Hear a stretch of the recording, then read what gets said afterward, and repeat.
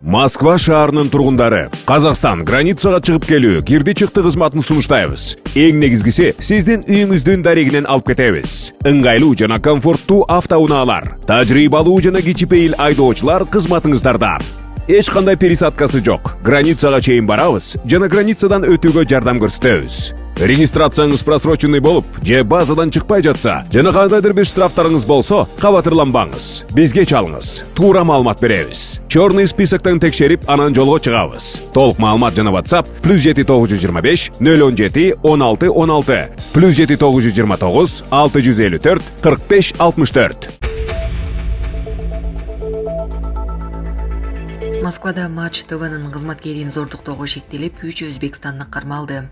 Орусияда Матч ТВ телеканалынын кызматкерин зордуктады деген шек менен Өзбекстандын 3 жараны кармалды. Бул тууралуу Москванын тергөө башкармалыгына таянып, жергиликтүү басылмалар жазып чыкты.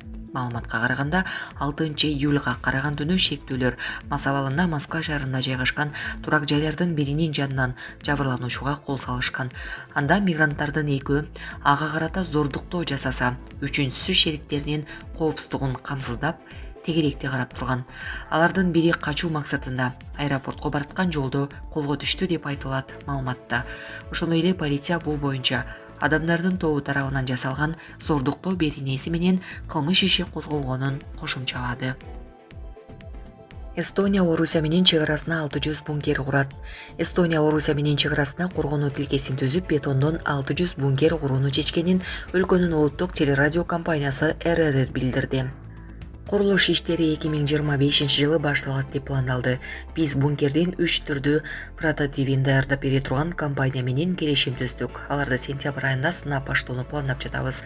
Сыноолордон кийин биз келечекте бункерлердин кандай түрү колдонуларын тандай алабыз, деди Коргоо инвестициялык мамлекеттик борборунун инфраструктура бөлүмүнүн башчысы Кади Кайколло.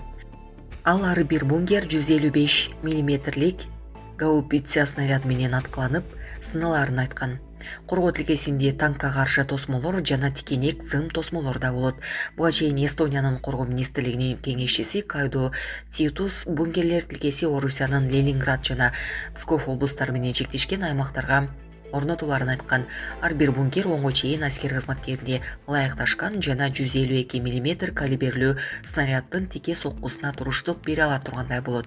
Алардын курулушуна болжол менен 60 миллион евро сарпталат. Дем клиникасы тиш ооруларын дарылоо жана тиш салуу кызматын көрсөтөт. Стоматология заманбап техникалык каражаттар жана материалдар менен камсыздалган. Жогорку даражадагы стоматологдор өз ишинин сапатына кепилдик беришет. Кандай гана оор абалдагы тиш болсо да оорутпай алып салабыз, жулабыз. Тиштерди кесипкөй чеберчиликте гигиеналык тазалоодон өткөрөбүз. Брекет системабыз да бар. Шаары метро Накимовский проспект, Сибашская көчөсү 7, корпус 2, метрого жакын жайгашкан.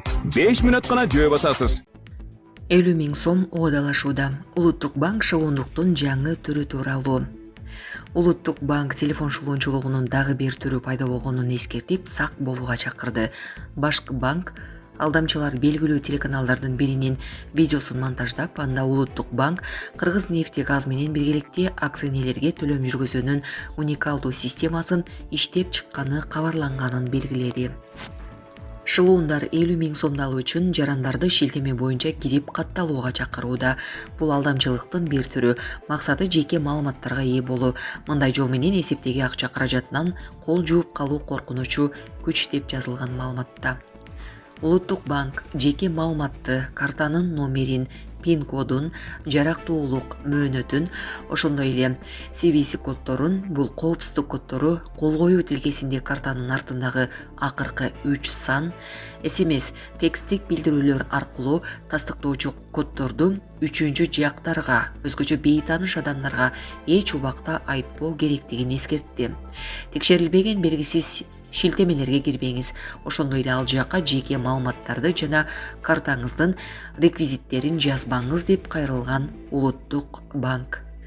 Эске сала кетсек, буга чейин шылуундар акча уурдоо максатында Улуттук банктын атын жамынып, жасалма билдирүүлөрдү жибере башташкан. Улуттук банк эч качан жарандардан жеке жана жашыруун маалыматтарын телефон аркылуу сурабай турганын эске салды. Анын үстүнө Улуттук банк жарандарга эсеп ачпайт, жеке жактарды тейлебейт, калк менен накталай эсептешүүлөрдү жүргүзбөйт. Булак Спутник KG. Кыргызстанга 5 айда чет өлкөлөрдөгү жарандардан 1,1 миллиард доллар келди. 2024-жылдын январ-май айларында Кыргызстанга чет мамлекеттерден 1 миллиард 176,6 миллион доллар келген. Улуттук банктын маалыматына ылайык, бул жеке жарандар жиберген акча. Которулган акчанын басымдуу бөлүгү Орусияга туура келет. Орусиядагы мигранттар Кыргызстанга 1 миллиард доллардан ашык акча жиберишкен. Башка өлкөлөрдөн 80,8 миллион доллар, Америка Кошмо Штаттардан 5 айда 27 миллион доллар которулган. Ошондой эле Туркиядан 6,9 миллион доллар жана башка мамлекеттерден 46,8 миллион доллар жиберилген. Булак Азаттык. АКШда аномалдуу ысык кабар айы күтүлүп жатат. Бул тууралуу АКШнын улуттук кабар айы кызматына таянуу менен дүйнөлүк басылмалар жазышууда.